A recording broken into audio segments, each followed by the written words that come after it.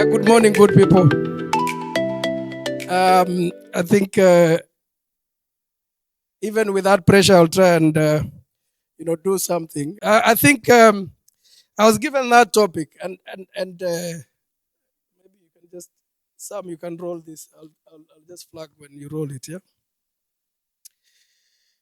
and it talks about authority to influence, and then I think the key words that I picked out there are trust and accountability. And I was reminded when I saw the word trade-offs. Growing up as a pastoralist and visiting the market every single once a month, for those of you who follow me on social media, that life is just about trade-offs. Nashika mbuzi yako asubuhi, wangapi hawa understand Kiswahili kwa sababu Kiingereza ilikuja kwa meli. Shika mbuzi yako asubuhi, unapeleka soko. Soko decides to give you a certain price. You make a choice whether unaivuta back to Boma or you'll set it at that price. That's just life. You can be entitled that you spent a lot of time fattening it, growing it, defending it from wolves, and that's life. You've got to take that trade-off. But when it comes to leadership, just move to the next slide. Just no, the one before that. Just that. I think if you sit around and you've had it many times, it depends on what book you read. It tells you titles are easier to obtain than trust. And power is easier to exercise than influence.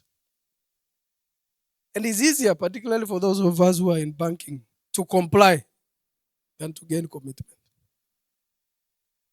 Let me stay away from the slides and stick to a board member, but also go back to board members to be, because a number of you will be board members, leadership position. You earned the position of a board member, you earned the position of a leader in your role, isn't it? But it was exercised through an appointment. Fact? Whether it's an appointment letter or a gazette notice.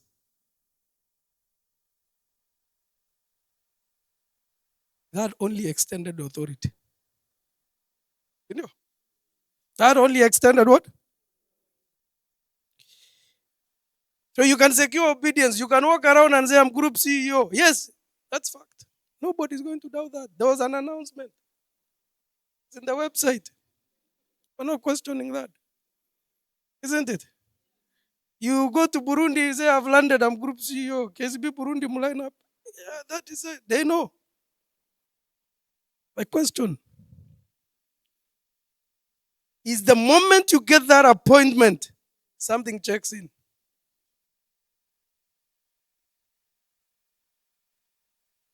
You have to earn influence. You must earn trust. You must earn commitment. Right? And sometimes, while there's a bit of overlap, because you can't shake off authority, isn't it? You can't shake off authority. But there's always an overlap. And that overlap becomes lower and weakens. So, what message do I have on this particular side? The moment you are appointed, for you to succeed on your mandate, you must put your authority on the back burner. Are we together? And start doing what? Building what I call coalition. Next slide.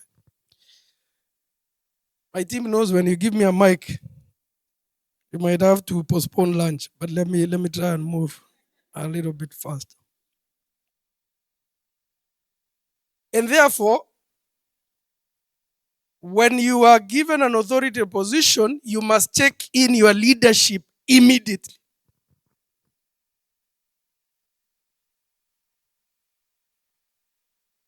And here's a message I have for you.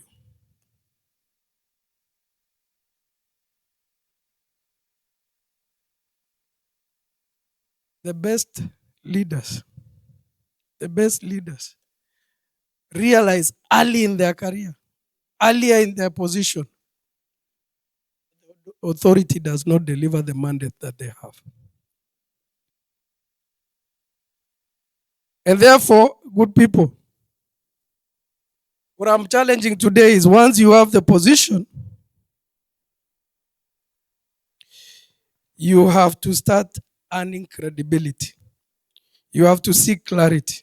You have to build relationship. You must have courage. You must have consistency. But this you have heard before. And I was told, Paul, you need to use real examples. Those of you who have worked in Barclays before, and I can see Jack here. When you went to interviews, they'll tell you, tell us about a time when, using a specific example. Are we together? So just think about a transition in KCB. My former boss was Joshua. Ran the organization for 10 years. Before that, there was Martin Odor. And all of a sudden, 22nd May, you make an announcement that a guy who is calls himself bandit is an HR guy. In fact, the professional at that time was called IPM, Institute of Personnel Management Kenya. Siku hizi imekuwa swavi, it's called IHRM. He's the group CEO of KCB. Authority is delivered. It wasn't even subject to regulator approval. It was already approved.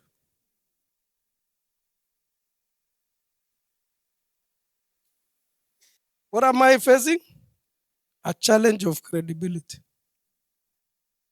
Sindio? And I was just sharing with the team to play back, right? And it didn't help that in that same year, we pushed our non-performing loans from 13% to 23%. And bandit ameingia. You're trying to build credibility and yet you are going the other direction. You're actually reaffirming that hii jamaa ilikuwa patapotea.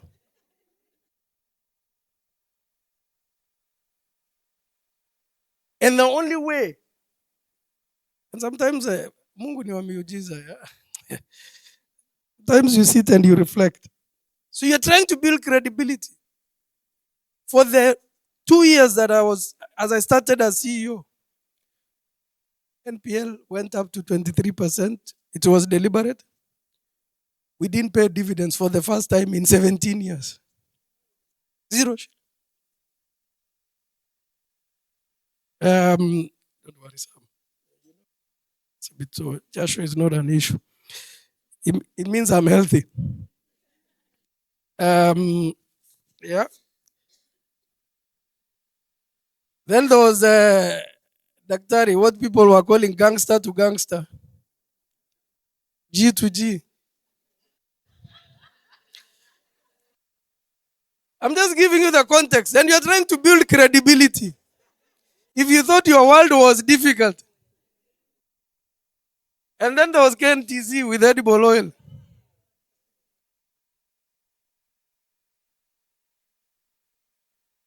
And then there was a new government, isn't it? Remember, I was appointed in the old government. And there are people who are saying this guy is not going to last. You know, Kenyans love these things. Wanakuwekea kona. Ujamaa hawezi last. Anyway, si Mungu. Yeah? I'm just giving you context. So I think reality is better when we speak about instead of theories, isn't it? I'm fighting in the first instance to create credibility. And these things are in play. The shilling was heading south. Some banks in this room hedged at 200 shillings. Eurobond was in the horizon to mature. And you're trying to build credibility. Investors could not get $100,000 from the stock exchange.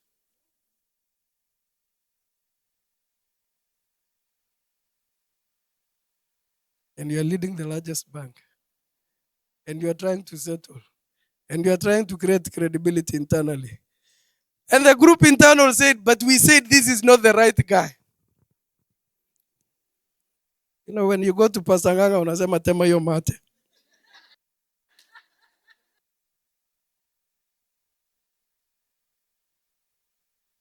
But see, the second, as you build credibility, you must create clarity. Are we together? It is not because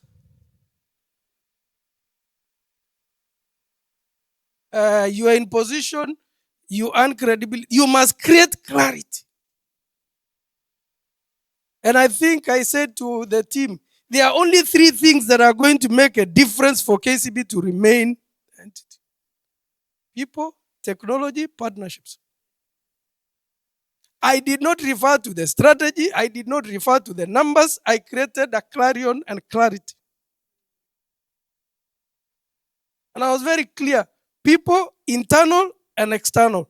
People as customers.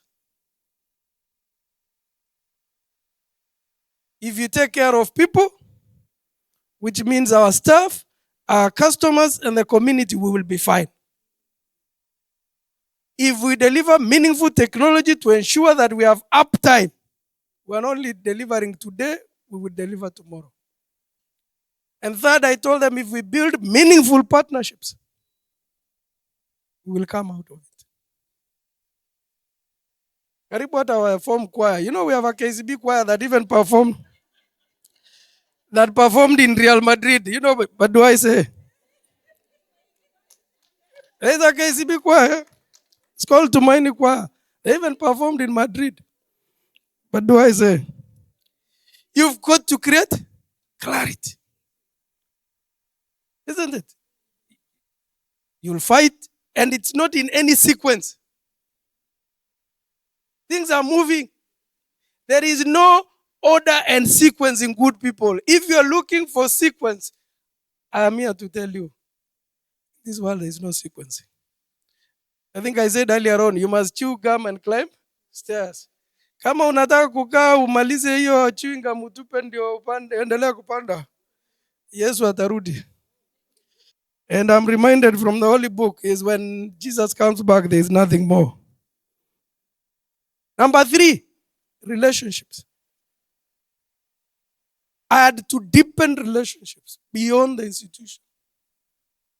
Deepen relationships. And Director Agnes is here with the board. Deepen relationship with governments, not just KCB, Kenya government. If I pause there and tell you, as at yesterday, South Sudan, in the last, Agnes, what did I post there? In the last, I don't know how long. They have had 9 governors in Central Bank. Yani unaenda courtesy call to a governor. By the time you land this side, amebadilishwa. Now you have to plan for another courtesy call.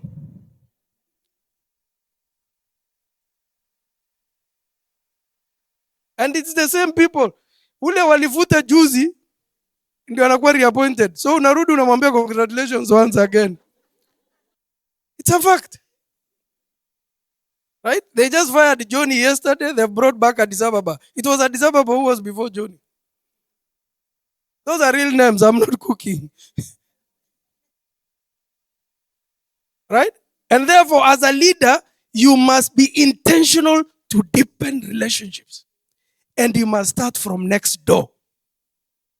Wacha kwenda kutafuta watu huko kwanza.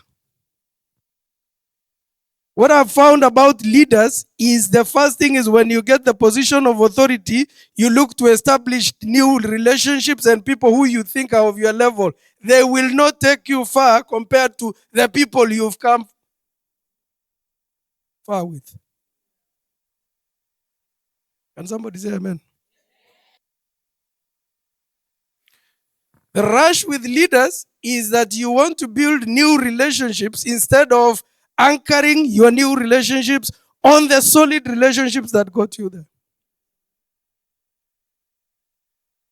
So because you've been appointed board member, let me just be real.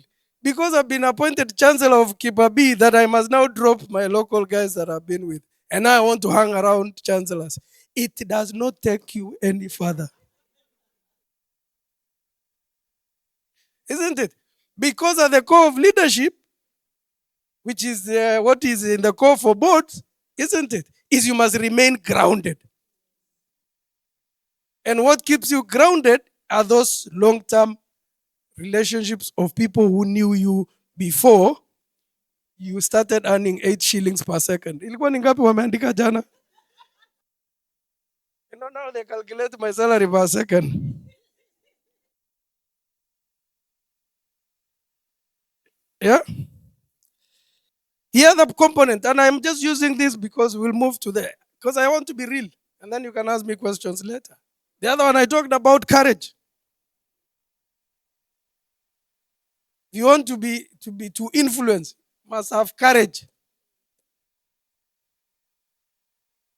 Ladies and gentlemen, that gangster to gangster and G to G was not perfect. Will never be perfect. And the Auditor General will tell you, never be perfect. But here is the story, good people. And I use it as an example of courage. It depends on how you take it, but I use it as an example of courage. Before elections, 5 banks made sure there were dollars to buy fuel so that elections happen because it's a national security issue. Before elections, an entity like Vivo could only get $10,000 from KCB. Noreen is here. She leads our oil and gas business. After election, we said, Allah turudi tupatie customers wetu hata kama ni 7,000 now. Sindio? We moved from 5,000 to 7,000.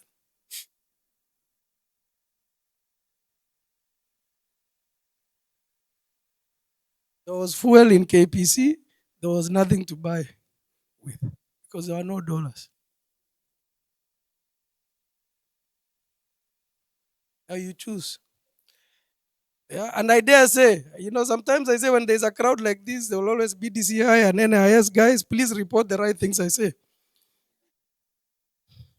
It is perfect in a crowd like this. There was just no solution whatsoever. We were lectured, 6 banks were lectured, and we saw we were going to crash. I signed that thing solo. We were 16 banks. I signed. There was only one way. It either succeeds or I'm home. But the beauty about it, good people? When you do it with your conscience and you are right, Marsabit has so much community land. I don't need to fight with anybody. I was at peace. I was at peace. My camels would welcome me. I'm at peace. But you must have the courage to do what you believe. But I'm here. I'm here. I'm here. I'm here. Very, very safe. Very safe. Very safe. And we'll fix it going forward. But look, today, the shilling is chilling at 130. And people think it's chilling. It's not chilling. In some imperfect decisions, we put our necks online.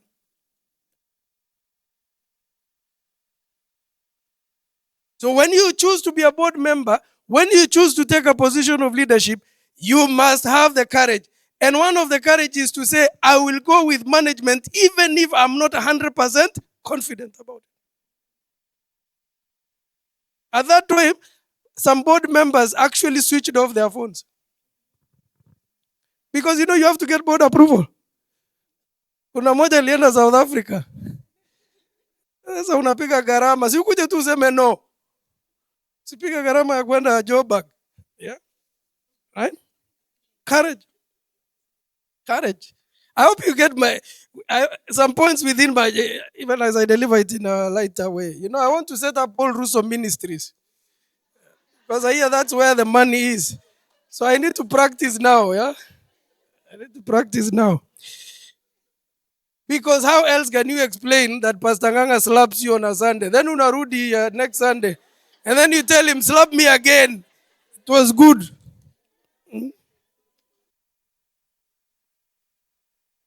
How? You have a case study for a PhD there, right? The last one on this slide is consistency, right? When you are in a board or you're in leadership, you must be consistent. Even the Bible says you are either hot or you cannot be lukewarm. Ndio? Sio mimi nilisema. Don't ask me the verse. Consistency.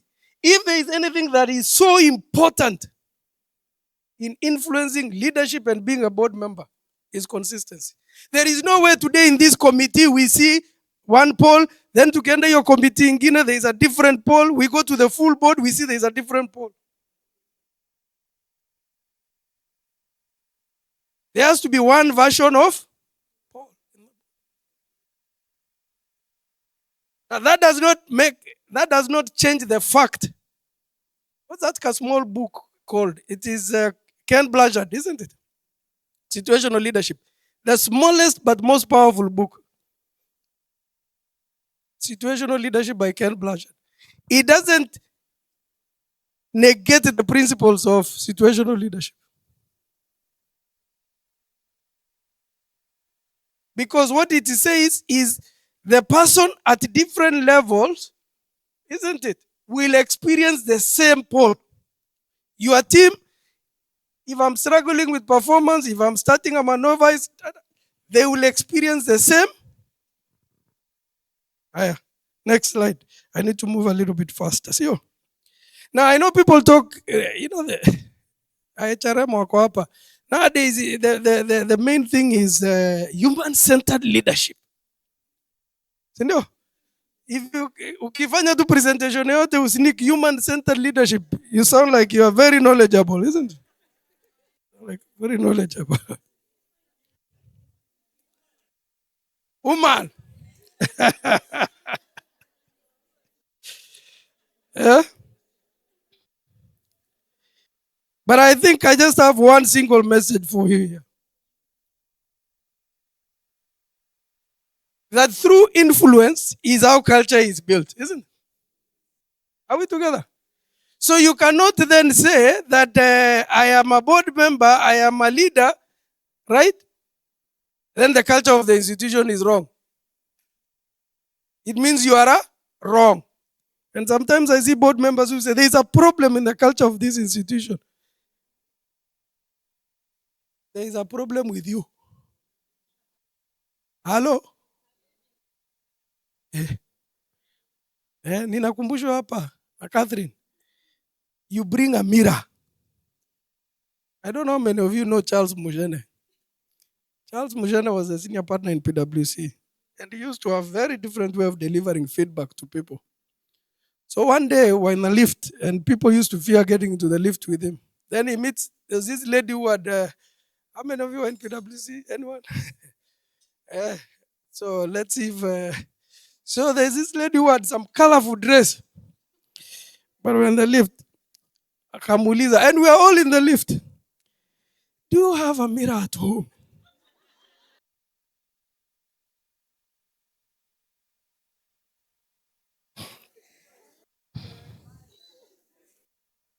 When she got off 5th floor, alirudi nyumbani kuchange.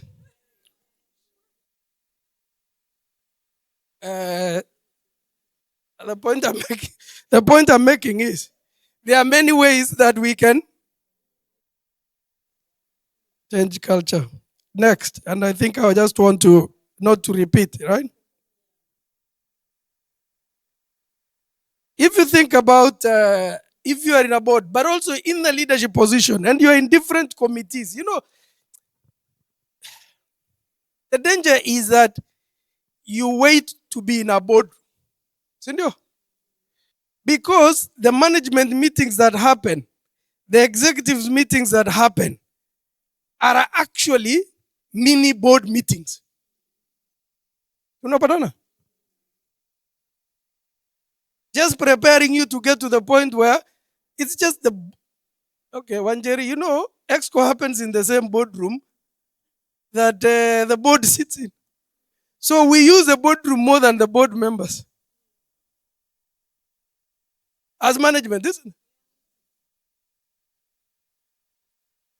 I sit in the seat that the chairman uses, and I do it every Monday for Group Exco. Every Monday, 8:30 niko kwa hiyo kiti. So I should be more experienced than the group chairman. Don't tell him, Director Agnes. Because my chairman is a super, super experienced. Dr. Kinywa is just an amazing, amazing gentleman. Amazing. When I grow up, I'll get there. But you are there every single day, isn't it? That's why I'm saying. You must start practicing to ask the right questions, to surface the risks. Start taking trade-offs and to take accountability and place accountability. You cannot wait. Disaster will happen if you are waiting to do it in the boardroom. And I just talked about, remember I talked about credibility? Yeah. You know, at some point hiyo edible oil tulikuwa tunahesabu liters na jerrycans weekly. Sasa nimetoka kwa mama yangu in Marsabit kuja kuhesabu jerrycans. You see what leadership does to you? I don't know whether I'm making sense. You must be prepared for both ends of leadership. The end that wears the suit and comes and speaks here and looks very okay, and the end that is counting how many liters and how many of them are of the right quality and all. Hata nikakuwa karibu nianze kuwa dipstick ya kujua ni.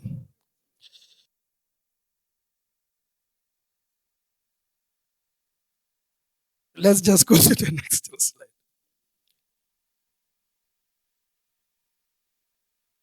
But the question has always been, how do you influence without overreach? Right?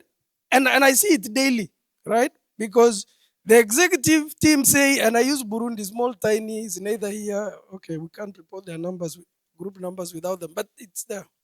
But how do you allow them to do what they need to do, but your group see you and you still have to influence what they need to do? Think about it today. And maybe I'm going a bit too technical. So Burundi and South Sudan are on hyperinflation, isn't it? From where I sit, they cannot operate as business as usual, isn't it? But for them, they're in a country, they want to do certain things. So you must try and have levels of control to be able to make sure that, and that is influence. How do you get them to understand that they cannot lend the way KCB Kenya is lending?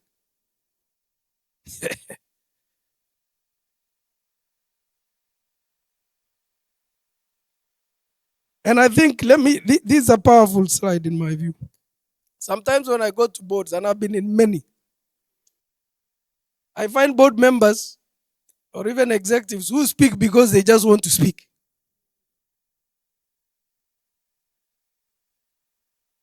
Yeah? Nasikia yes, yes.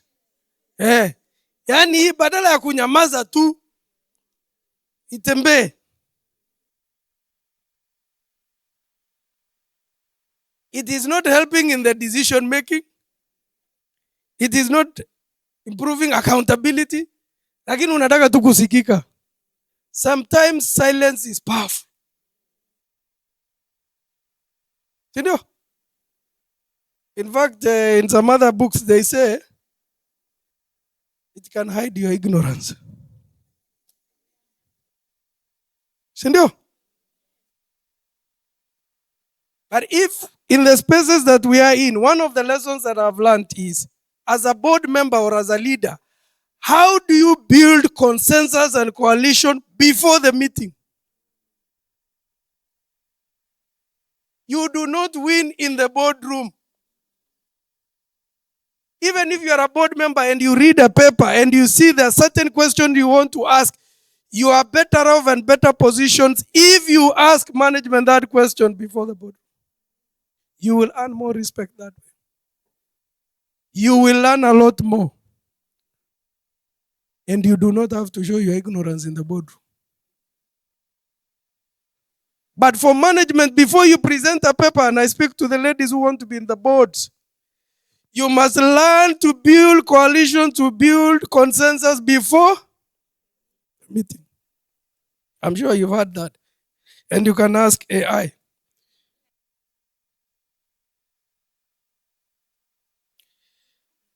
If you forget everything I've said, influence is a new currency of leadership in boardroom.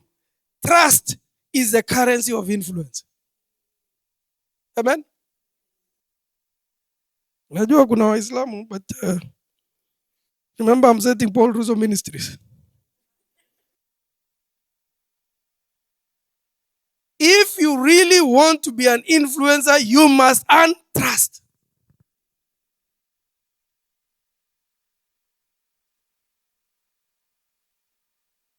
And it's more relevant for us in banking. More relevant for us in. And there are 4 pillars for trust. You might have many others, but allow me to just touch on 4. You know why people were doubting when I was trying to build credibility? You remember my example? It's because in their lenses, they thought I was incompetent. Tunapatana? They thought I was incompetent to lead a bank. You must demonstrate your competency. They must end up understand that is how they can trust you. Without competence, without you demonstrating competence, hello, you will not earn trust. Where do you earn the first level of competency? Away from school na kazi. It is how you lead the meetings. Sindio? Because it's a judgment issue. Right? So think about it this way, because I like using real examples. So I go into my first EXO meeting. Sindio? They are subject matter experts. By the way, let me say this because I've said before. The person seated next to you is equally bright or brighter than you. Mwambie.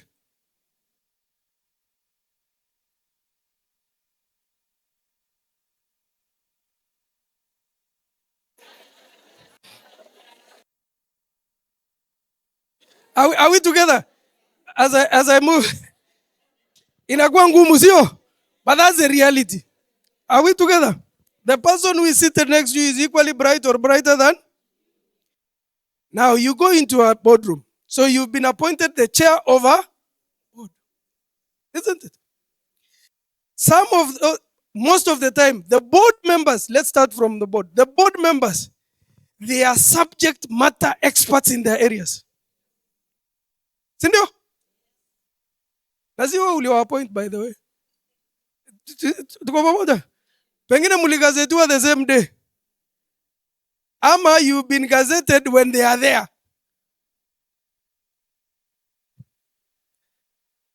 2 or 3 scenarios, isn't it? That can happen. Either you are appointed on your own, gazetted as a chairman. Let me just use government because it's more structured, isn't it that way? Or more unstructured. Okay. You are either appointed on your own and then board members are appointed later, isn't it? Or you are all appointed at the same time, or you are appointed after they were appointed. You know? The reality is, and it is the same as executive committee members in corporates, is that every single individual is an expert in their own area. Sindio? Now, if you take a position of responsibility like mine, you are coming in to lead subject matter experts. And the first thing, for them to trust you, they must connect that you are adding value in your competence over and above their subject matter area of expertise.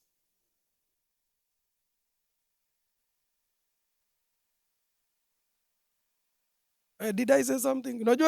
By the time English go to Rendila and in Marsabit, ilikuwa imebadilika. But I hope I'm communicating. And therefore, your competency is not going to be tested as a CEO on debit and credit, selling loans, blah, blah, fish cake, is whether you are competent enough to elevate them.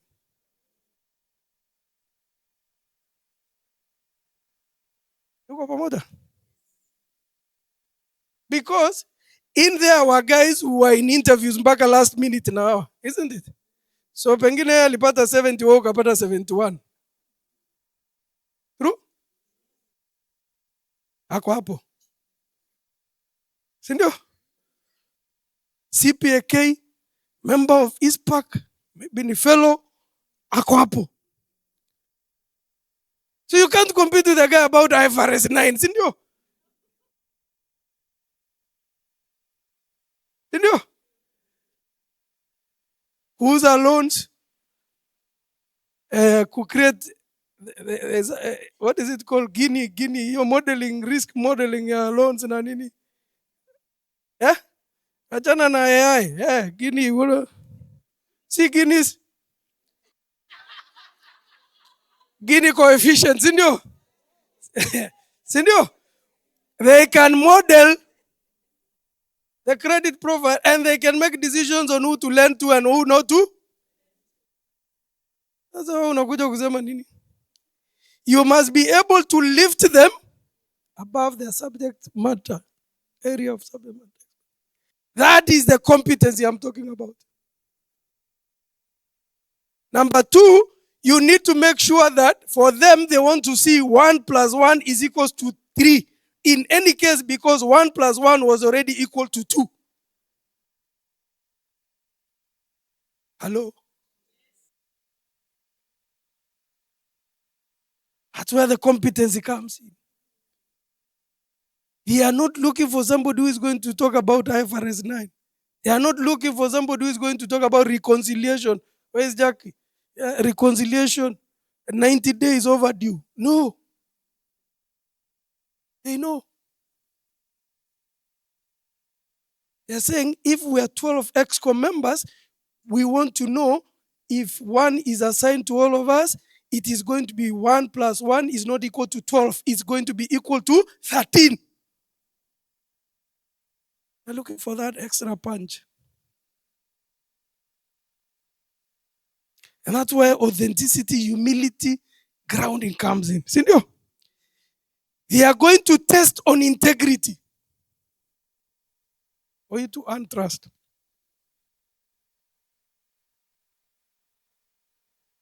Let me tell you, the third one is the one that I found out to be more powerful. They are going to test your benevolence. That you truly and genuinely care. Wapi watu wa HR hapa? They want to know that you are moving beyond balance scorecard. Tunapatana? That you actually truly deeply care about people.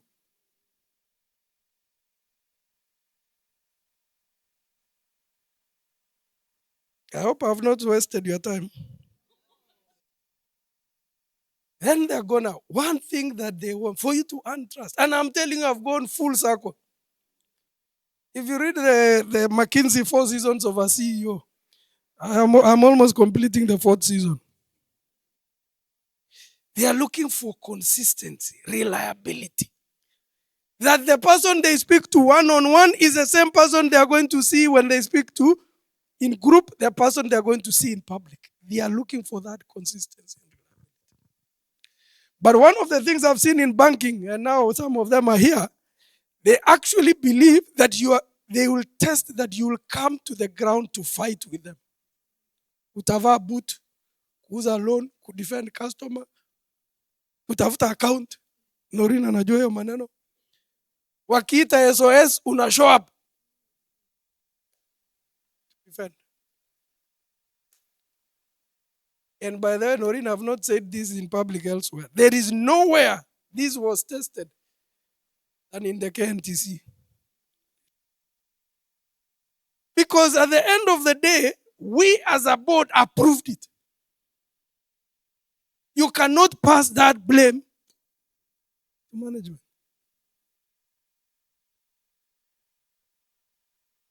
And because there was no crookedness in the institution,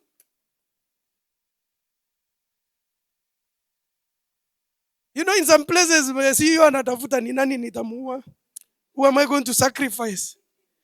Like the gods of Nigeria, they're not in Kenya. You know?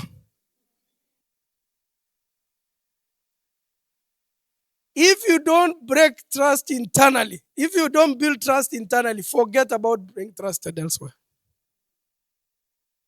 You know? And we just put that slide for KCB. Yeah. How do you build trust for 38.6 million customers? Isn't it? And I challenge my team. I'm not here to speak about the, I'm just saying you must keep the promise. And they have heard me say, every single day the buck stops with me. Every single day. And I joke with the leadership team. When good things happen, they don't put front page, you know. But when things go south, yours truly is on the front page. And I tell people their images don't appear, it's mine.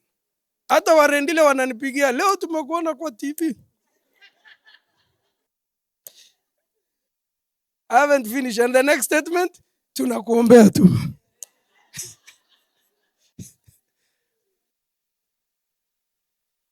It's a reality, isn't it? It's a reality. But once you understand as a leader that the buck stops with you, you stop because you will make sure you do the right thing and you make sure everybody else does the right.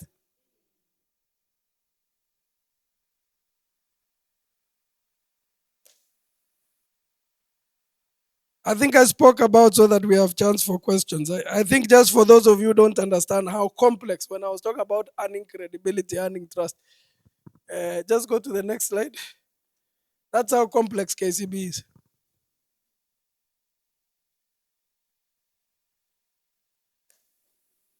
130 years of building that web. Yeah. So how do we influence a person? So Eastern DRC has not been open for the last 24 months. Goma Airport, no plane ever landed in Goma Airport for the last 24 months. We have 150 staff. Asubuhi mnahesabu hawa na familia yao, jioni mnahesabu hawa. Ni kama ng'ombe. But you know I'm a pastoralist, I can do that. I have that competence, isn't it? But yet, they must still believe. You must pay them. You must be sure of their security. But they must be still trust that the institution. So some of you, when we tell you, well, let's go to DRC. No. Kuna 21 days quarantine. Sisi tunasema ni saa ngapi? Because the staff that are there, they want to see you. They want to believe that you are. So unaenda even with 21 days quarantine, unarudi unakaa tu.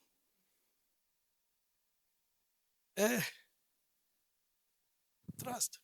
So I just thought I put up this. That in many instances, when you think your space is complex, maybe even for some of my team members, Silpa, welcome across. Kuna watoro walienda na wakarudi. But even the prodigal son was welcomed. Even the Bible says, slaughter the fattest, you know. But this is this. I just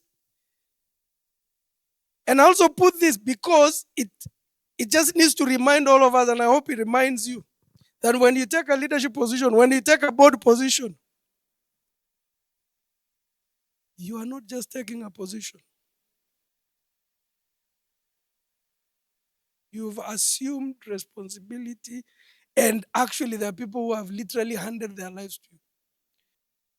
And one of the reasons why while I joke, sometimes I'm very serious, so that I know people will think I joke. No. Sometimes I speak very serious English, like.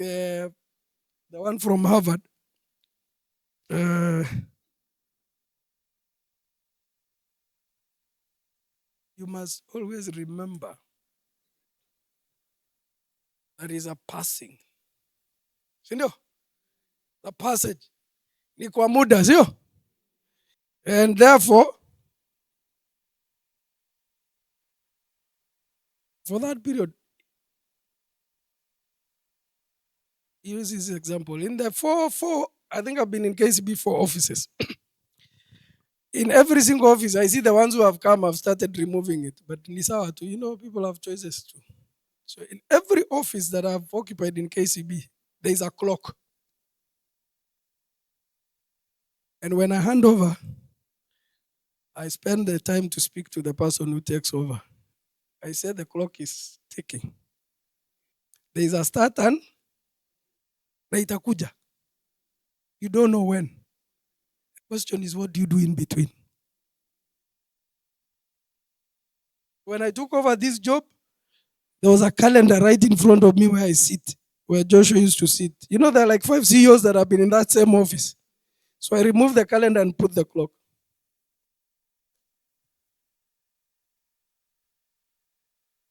It's very relevant. And finally, I think as we come towards, we've got, I just go to the leadership trade-offs, yeah, so that I can create time for question and answers. We were talking earlier on about trade-offs. One of the things good people, again, I don't know who's taking notes, but if I was taking notes, I'll mark this. The new world is gray. The new world is, there is no black, and you must lead and make decisions in that gray world.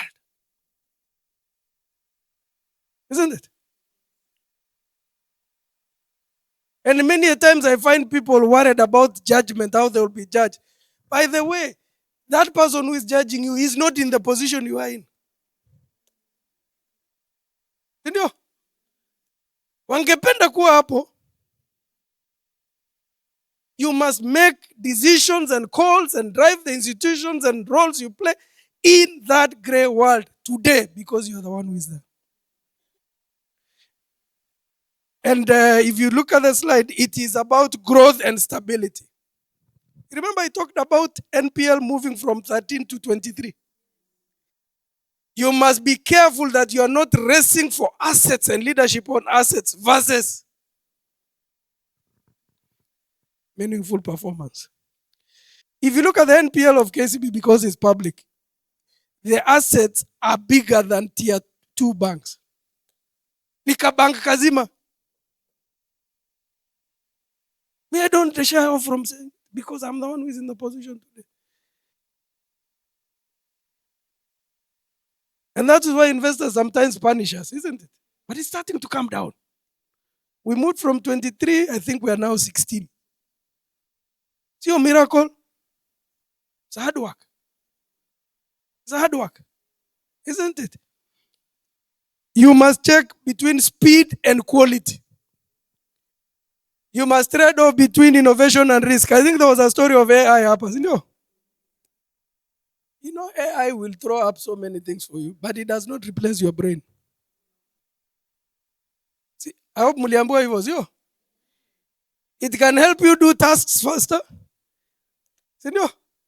It can help shape out, it can throw for you a presentation. Lakini haikusomea presentation ukaona kama ni relevant ama si relevant. Wewe enda tu present vile ilikuwa uone.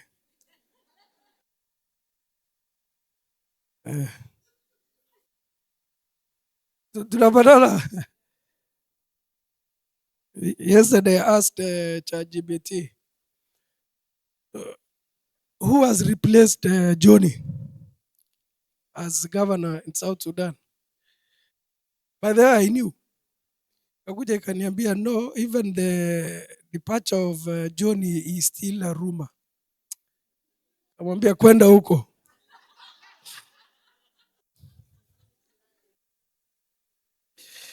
Don't do those things, yeah? I'm just keeping you warm because this is Mombasa, isn't it? We need to, yeah.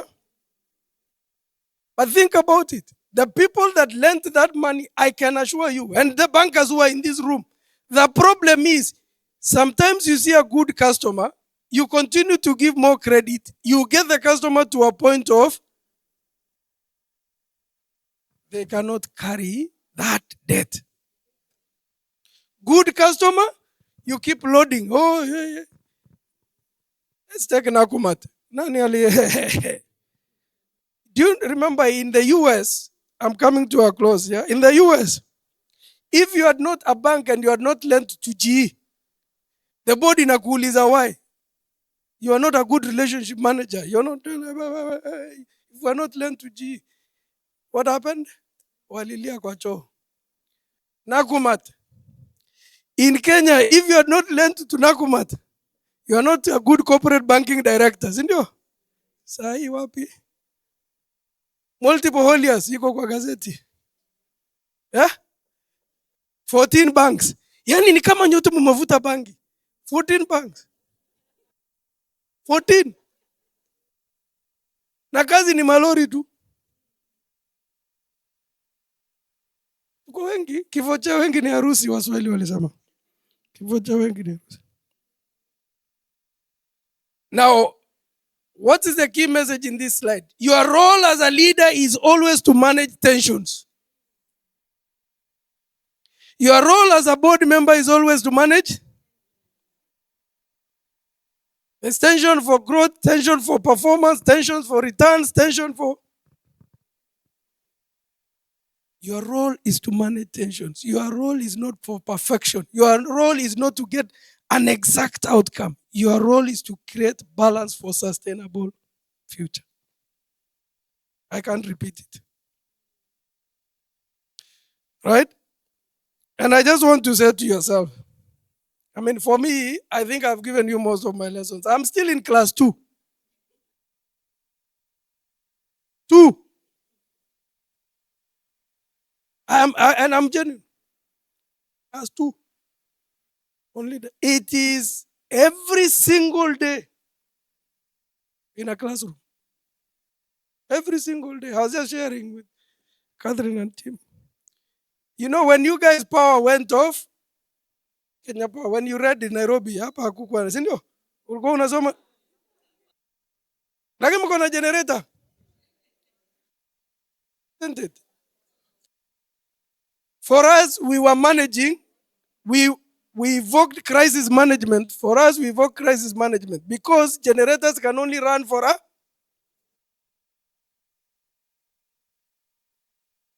So lazima sasa muangalie is there generator 2 at DR site, generator 3, have we switched?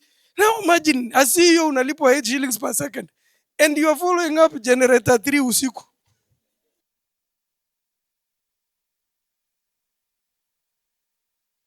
That's it. That's actually what you're paid for. The team needs to understand that you are deeply involved, you are with them, you are not fixing the generator, isn't it? You are available, isn't it? That I can pick a call and call the CEO of KPLC. Because they can't. Then you tell them, hey, wakuja saa ngapi? And they say, okay, when we see this guy earning 8 shillings per second, I think he deserves it. Give him a benefit of doubt. So I'm in class 2. Wanjeri, it might sound like, but I think here is my closing for yourselves, good people. For women leaders. And you can see I've not said board members. In my own view, please and always speak with clarity. And clarity comes from building knowledge, understanding. You have based it, isn't it? And I'm speaking from my position.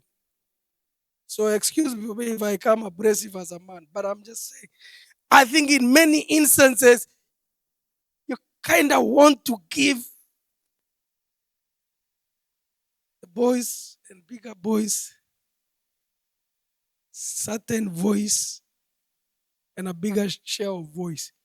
Wapi watu wa marketing? There is share of wallet, and there's share of. You know the thing about men, they will speak even when they're saying nothing. I'm not asking you to say nothing. I'm asking you to speak with clarity.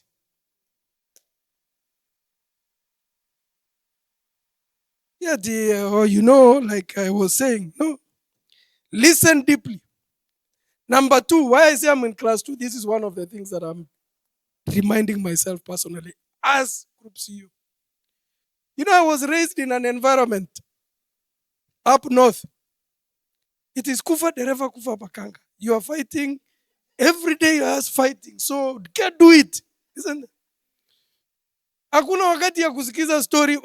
Mbuzi lazima iende maji maji. If it doesn't live at that hour,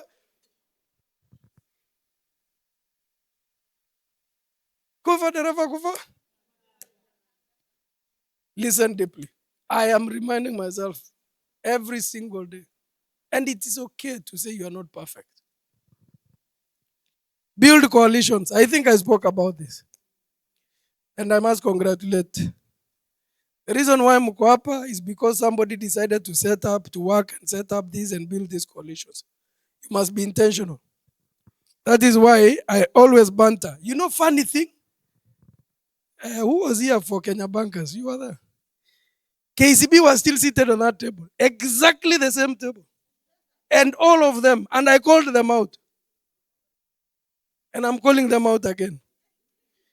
Hii mambo ya kukuja kukaa kama club.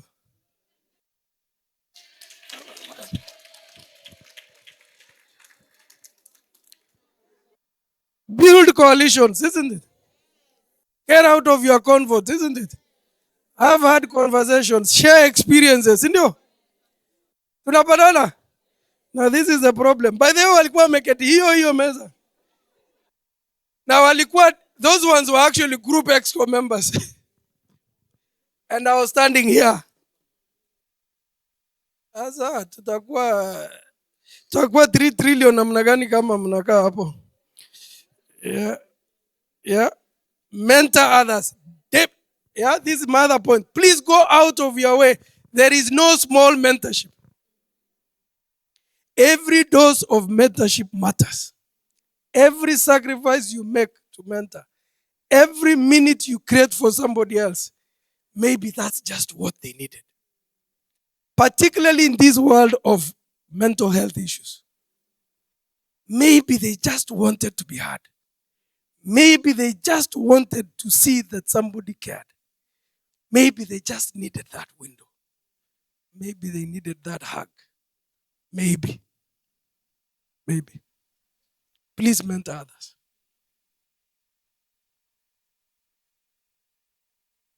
Let me tell you, it is energy expensive. Ndio? Wewe uko na shida zako na unajaribu kung'ang'ana na shida ya mtu mwingine. But this world is better if we do it together. Ndio? And by the way, nobody promised us that it was going to be easy. And I'm not here to tell you it's going to be easy. But if the son of a pastoralist can become KCB Group CEO, there is space for all of us. There is. There is. There is. Board members and leaders, challenge respectfully. I think my team know I always say there is nothing personal. Mi ninaweza kukasirika na wewe hapa, lakini tukikutana kwa hiyo kona unashindwa, is this the same guy? Because I did not challenge you with anything personal. Mi nilikuuliza tu, si you listen yours faithfully. Ukatoka kwako asubuhi na mimi nikatoka kwangu asubuhi, tukakutana kwa hii shamba inaitwa KCB. Si basi tulime shamba vizuri? What is it?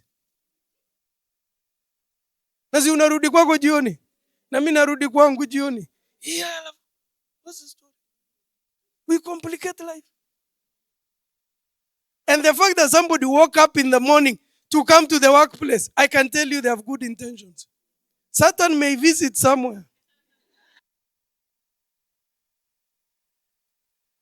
Because the Bible says they are roaming everywhere, isn't it? But that is it. But they do not wake up intentionally to in the morning, panda mata to come. Do bad. If you operate in that instance as a leader, you make a lot of progress in life. Don't ask me which book to read on that one. It's a book of hard knocks. Remain authentic. And there's a reason why I put it there. Positions end. In the first instance, organizations are human beings. They just want you as a leader being authentic. And I do not need to go. Wanjeri does not need to go back and say, what did Paul mean? What did I miss? What you see is what you get. Bandit anatembea akiwa koroga. It is about 20. Tembea na Yesu. How we do it? Because we are in it together, isn't it? And remember, why do we do some of these things? For example, coming in. At the end of the day, for example, for KCB, we rely on people and talent. Some of you here, let's say like Rose, never used to work in KCB. She works in KCB. Some of you might work in KCB tomorrow. Your children might work in KCB. We have a duty to build better leaders together. We have a duty to build sustainable institutions together. Senior, and I leave you with the last quote.